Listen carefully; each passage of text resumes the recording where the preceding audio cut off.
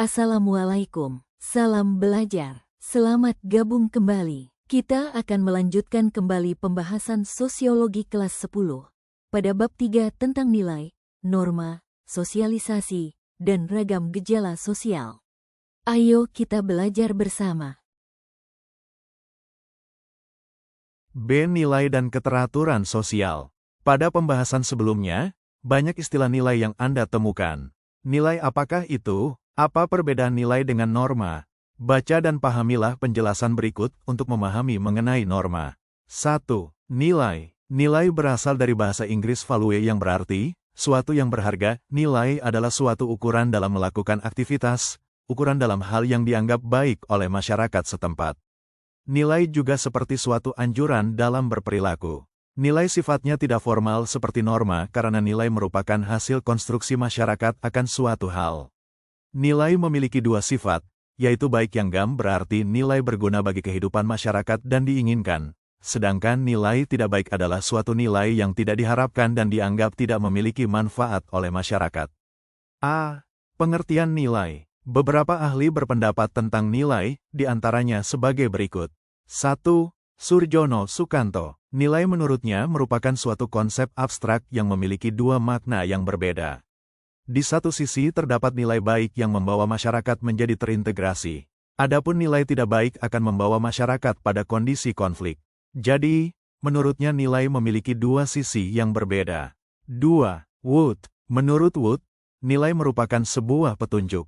Nilai ini sifatnya sudah berlangsung lama dari dahulu dan turun-temurun. Menurutnya, nilai itu dapat dijadikan sebagai arahan masyarakat dalam bertindak hingga mencapai suatu kepuasan. 3. Horton dan Hun. Menurut Horton dan Hun, nilai merupakan gagasan mengenai apakah tindakan yang dilakukan seseorang itu penting atau malah sebaliknya. 4. Kuncharaningrat. Menurut Kuncharaningrat, nilai merupakan wujud budaya yang memiliki fungsi sebagai pedoman bagi manusia dalam kehidupan masyarakat. Wujud budaya ini diinginkan, terkadang juga tidak diinginkan oleh masyarakat. Hal ini bergantung pada anggapan mengenai baik dan tidak baiknya suatu hal dalam masyarakat. B. Ciri-ciri nilai. 1. Bersifat dinamis. Nilai sifatnya tidak statis, selalu berubah mengikuti perubahan zaman. Jika masyarakat semakin berkembang, nilai juga akan mengikuti perkembangan masyarakat. Contohnya, nilai dinamis yang sifatnya universal, yaitu nilai-nilai yang terkandung dalam Pancasila. 2. Berbentuk abstrak. Nilai itu bukan sesuatu yang berbentuk konkret, tetapi abstrak, berupa konsep atau kebiasaan yang ditaati masyarakat. Tanpa harus ada bukti yang tertulis, nilai sudah dijalankan oleh masyarakat. Contohnya saat ada tetangga yang tertimpa musibah, dengan spontan kita akan membantu, baik dari segi moral atau material. Keinginan untuk saling membantu tidak ada aturan baku dalam tulisan, tetapi kebiasaan tersebut sudah menjadi suatu kebiasaan kehidupan masyarakat. 3. Mengandung kualitas moral. Pada dasarnya nilai merupakan sesuatu yang dianggap baik dan tidak baik. Hal yang berhubungan dengan yang baik disebut dengan kualitas moral. Sebagai contoh, seorang anak yang berbakti dan menghormati orang tuanya. 4. Hasil interaksi. Nilai lahir dalam masyarakat dan merupakan hasil dari proses interaksi. Tanpa ada interaksi, tidak akan ada hasil atau produk. Nilai merupakan produk dari difusi, akulturasi, dan sosialisasi. 5. Turun-temurun. Nilai juga diwariskan dari satu generasi ke generasi lain melalui proses sosialisasi yang dilakukan oleh orang tua. Contohnya, saat Idul Fitri kita akan sungkeman kepada orang tua sebagai tanda minta maaf. Nilai tersebut kita dapatkan dan kita pelajari dari orang tua. C. Fungsi nilai. Nilai dalam menunjang kehidupan masyarakat memiliki fungsi, yaitu sebagai berikut. 1. Mengarahkan masyarakat dalam bertingkah laku. Nilai dapat mengarahkan seseorang dalam berperilaku. Sebagai contohnya, seorang kakak yang harus menjaga adiknya dan adik yang harus taat kepada orang tua dan kakaknya. 2. Alat solidaritas. Nilai sebagai sarana bahu-membahu satu sama lain. Jika ada orang yang terkena musibah, minimal kita bersimpati dan nilai maksimalnya berempati. 3. Sebagai pengawas dan pengontrol perilaku masyarakat. Selain sebagai pengarah, nilai juga sebagai pengawas dan pengontrol. Artinya, nilai dapat mengawasi apakah perilaku kita sudah sesuai atau tidak. Nilai juga dapat dijadikan sebagai pengontrol di mana saat seseorang sudah menyimpang. Nilai dijadikan sebagai patokan, apakah tindakan kita masih selaras dengan nilai dan norma yang berlaku atau sudah menyimpang. D. Macam-macam nilai. Terdapat beberapa macam nilai, yaitu sebagai berikut. 1. Nilai sosial. Nilai sosial merupakan nilai yang ada pada masyarakat. Nilai sosial maksudnya kembali pada hakikat manusia makhluk sosial. Manusia tidak dapat hidup sendiri dan membutuhkan bantuan orang lain. Contohnya, selalu tolong-menolong. Hal ini berkaitan dengan salah satu nilai profil pelajar Pancasila yaitu gotong royong. 2. Nilai mendarah daging. Nilai mendarah daging artinya nilai telah menjadi bagian dari individu. Bagian di sini artinya sudah menjadi kepribadian dari individu tersebut. Seseorang menjalankan nilai mendarah daging itu cirinya alamiah, tanpa ada proses berpikir dalam menjalankannya.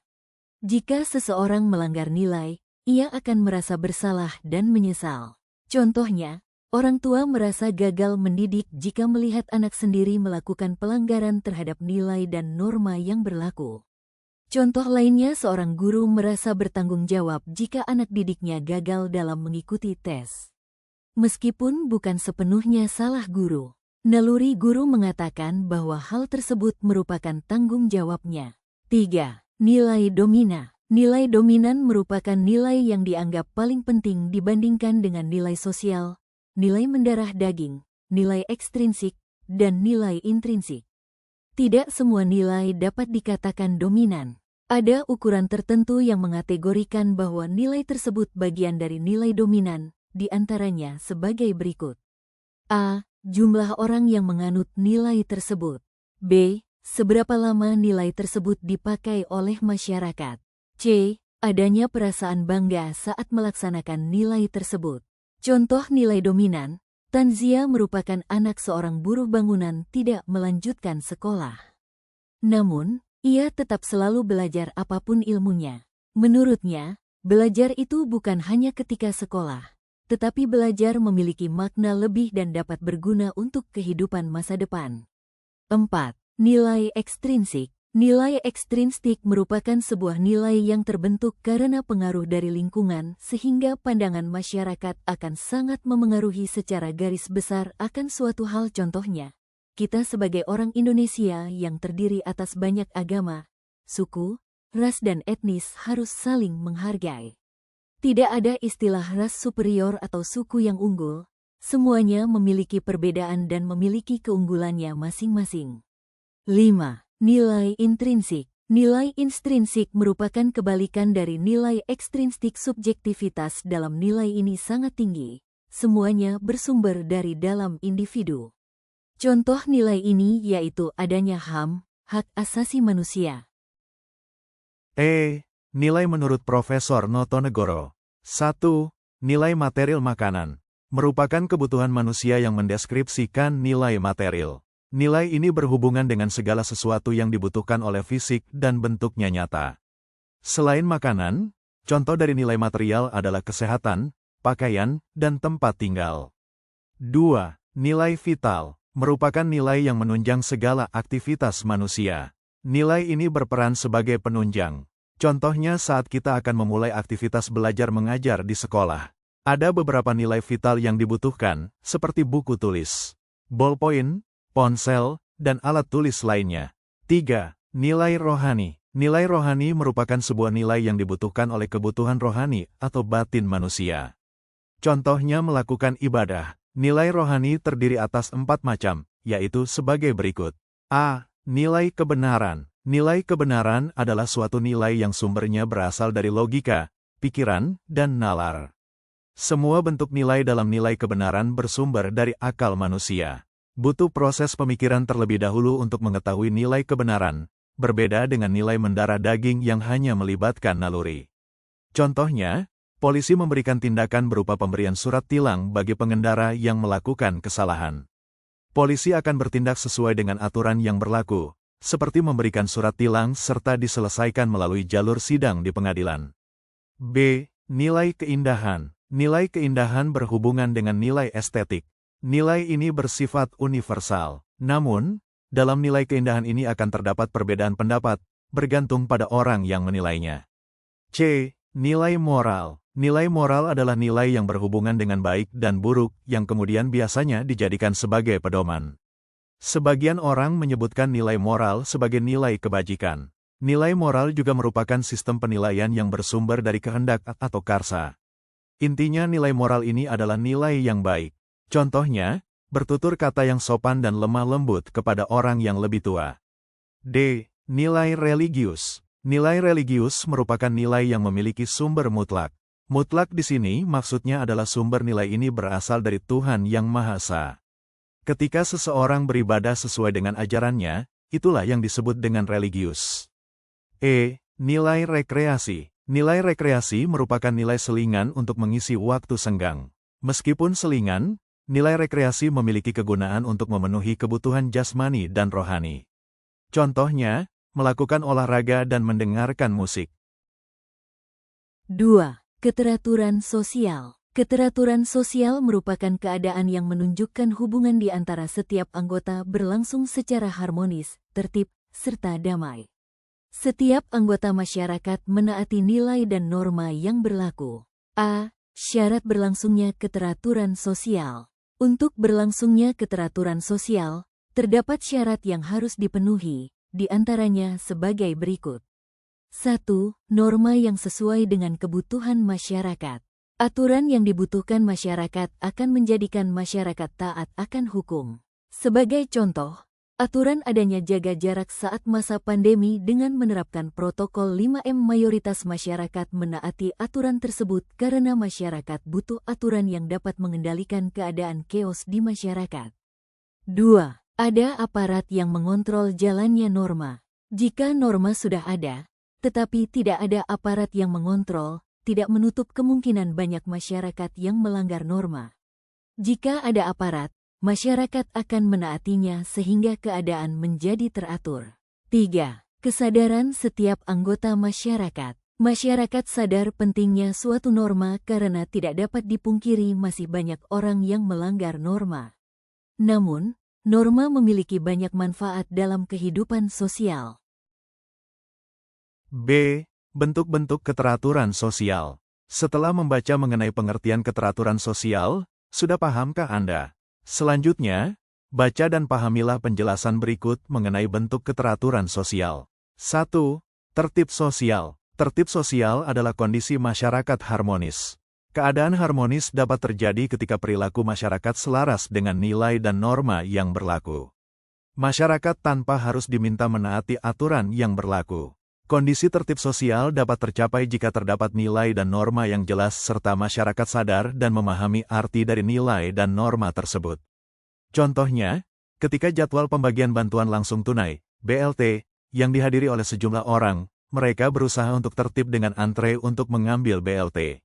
2. Order. Order merupakan keadaan masyarakat mengakui serta mematuhi nilai dan norma yang berlaku dalam masyarakat. Dalam tahap order, masyarakat sudah paham dan mengakui pentingnya suatu norma. Contohnya, menjelang hari kemerdekaan, semua warga di Kampung Cipaku bersama-sama bekerja bakti membersihkan lapangan yang akan dijadikan tempat upacara bendera dan perlombaan. 3. Ajek. Ajek adalah kondisi keteraturan sosial terjadi secara berulang-ulang dan konsisten. Setiap individu terus melakukannya secara konsisten. Contohnya, seorang penjaga kereta api yang selalu berangkat tiap hari bergantian dengan temannya karena penjagaan pintu kereta api harus selalu diawasi selama 24 jam. Contoh lainnya, siswa yang setiap hari pergi ke sekolah, sedangkan hari Minggu tidak berangkat sekolah karena libur. 4. Pola. Pola adalah gambaran umum yang tetap di dalam masyarakat, tidak adanya perubahan pola karena sudah terbiasa dengan aturan tersebut. Contohnya, ketika masih sekolah siswa harus menghormati guru. Namun, ketika sudah menjadi alumni, tetap menghormati gurunya ketika bertemu. Ini adalah gambar buku sebagai referensi pembahasan kita kali ini. Bacalah dan pahami.